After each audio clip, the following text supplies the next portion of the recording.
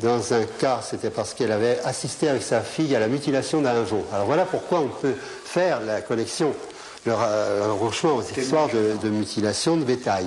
Donc cette femme a été enlevée avec sa fille, et évidemment elle avait très peur de subir le même sort que le veau, qui a été mutilé, une mutilation classique, les yeux, la langue, les parties sexuelles, pendant qu'il était vivant, bien sûr.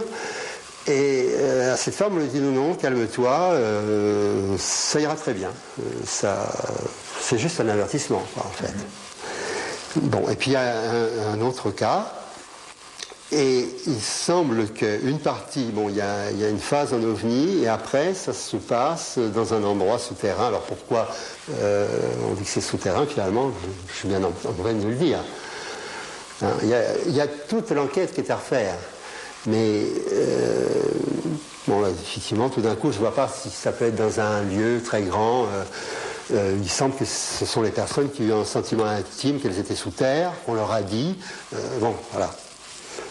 Et puis il faudrait dire à nos amis européens qui eux ne sont pas au courant parce qu'on n'a rien révélé. Il n'y a que nous, les ufologues avancés, qui avons répandu cette information.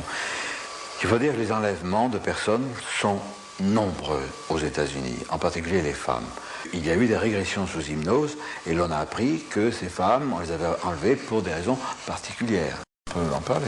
De particulières, tu veux dire que si on fixe la terminologie rencontre de troisième type quand on voit des entités, rencontre de quatrième type quand il y a un enlèvement, rencontre de cinquième type quand il y a des manipulations sur le corps de la victime, parce qu'on peut parler de victime, il s'agit dans la plupart des cas de gens qui ont été enlevés sans leur consentement, ce sont des crimes punis par la loi aussi bien aux États-Unis qu'en France, que partout dans le monde, quand il s'agit de femmes, il y a des cas où ces femmes sont apparemment fécondées, se retrouvent enceintes.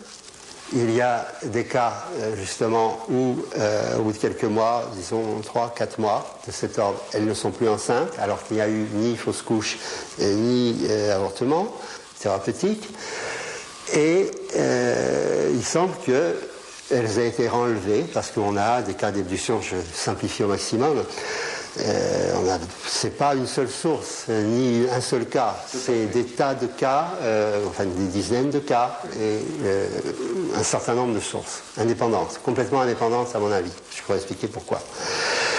Et donc ces femmes sont enlevées une première fois, fécondées, enlevées une seconde fois, le fœtus est prélevé, l'embryon est prélevé, et il y a même des cas où elles sont réenlevées une troisième fois, quelques années après, il y a présentation d'enfants.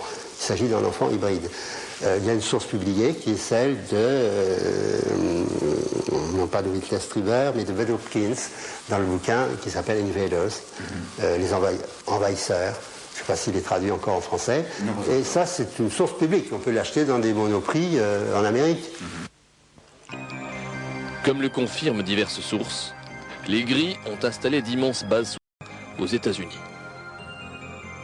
Selon John Lear, une des bases les plus importantes est située dans l'État du Nouveau-Mexique, près de la petite ville de Dulce.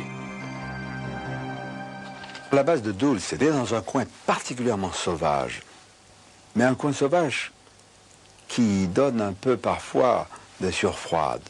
C'est à l'extrême nord-ouest de l'État du Nouveau-Mexique, c'est à 2000 et quelques mètres d'altitude, et dans ce secteur nord-ouest, il y a le mont Achuleta qui, lui, est à 2400 mètres d'altitude, en quelque chose près. Alors, ce qui est curieux, c'est que cette base, dont on pense qu'elle est une base leader, elle abriterait non pas 5000 IBI, comme je l'ai indiqué dans IBI Alerte Rouge, mais environ 18 000, ce qui présuppose une base très importante. Ce coin sauvage est sur la réserve indienne Jicarilla. Ce sont des Apaches. Nous étions, quelques amis et moi, dans la région vers le milieu du mois d'août 1991. Nous avons vu ce secteur, c'est impressionnant. Nous avons interrogé des gens qui reconnaissent qu'effectivement, il y a plusieurs passages d'OVNI dans la région. Nous n'avons pas pu voir cette base.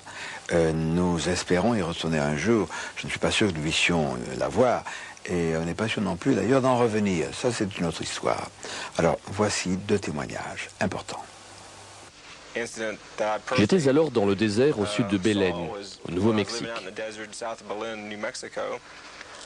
Il y a une route qui va à Montener et j'étais à 8 km au nord de cette route.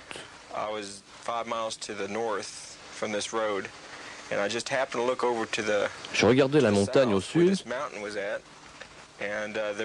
lorsqu'il y a eu un flash lumineux au-dessus de cette montagne qui s'est dissipé.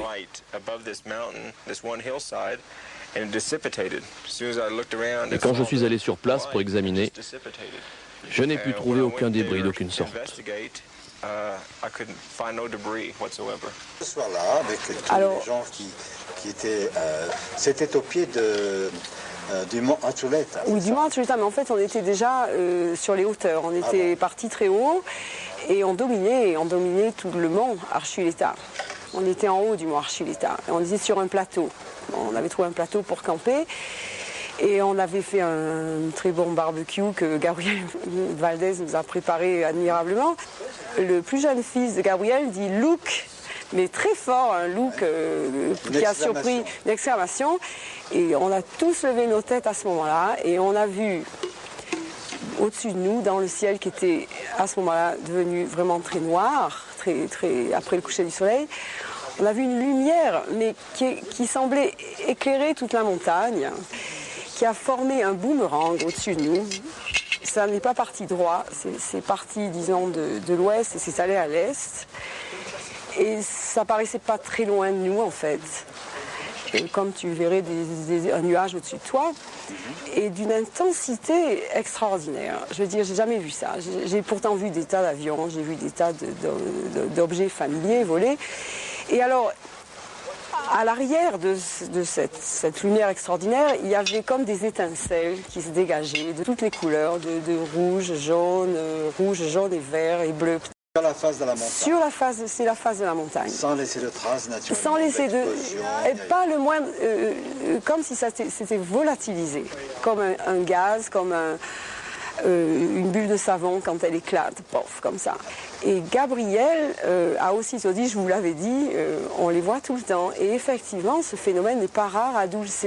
Pour nous, c'était extraordinaire, c'était la première fois. Mais il disait que les Indiens témoignent d'au moins 2 apparitions comme ça par mois au-dessus de la montagne. Ils les voient tellement qu'ils n'y font plus attention. Au-dessus du mont Archuleta. Au-dessus du mont Archuleta, essentiellement, toujours au-dessus de cette montagne. Comment une telle vérité a-t-elle pu être cachée, maintenue sous le boisseau par les autorités? Lorsque le Majestic 12 a vu le jour, dans le courant des années 40, cet organisme créé à l'instigation des Ibis, de ces êtres des bases souterraines, les autorités américaines ont contrainte, fait le blackout, fait le silence et la censure. D'abord, en essayant de convaincre le monde scientifique que les ovnis, les extraterrestres, les soucoupes volantes, tout ça c'était de la foutaise et que ça n'existait pas. Beaucoup de savants à l'époque ont marché, parce que ça entrait dans leur propre vue. Ça les gênait que nous ne soyons pas les seuls à être les plus beaux, etc. Bon. Après coup, il fallait véhiculer ces mensonges, cette intoxication criminelle, on peut le dire. Et pour le véhiculer, qu'est-ce qu'il fallait? Les médias.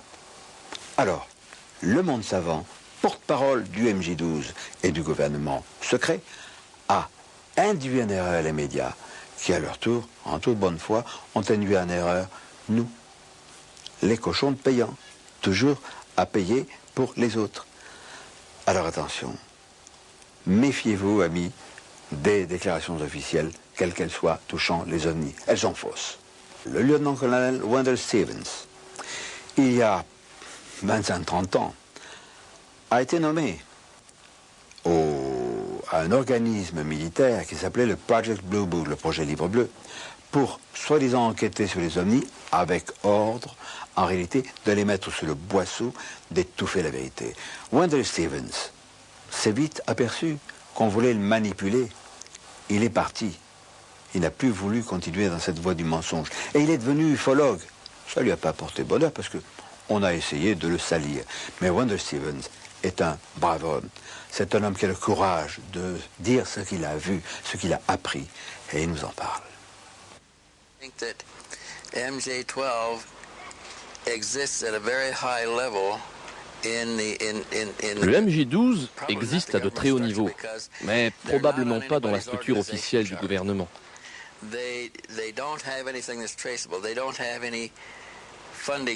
Il n'y a aucune trace et aucune ligne budgétaire n'est prévue. Il obtient ses fonds de différentes façons.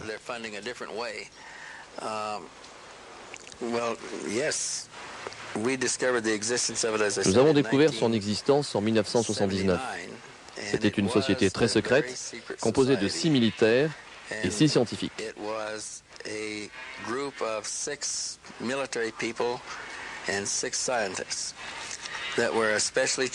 Ils étaient chargés d'enquêter et de maintenir le secret sur tout ce qu'ils pourraient trouver relié au phénomène OVNI.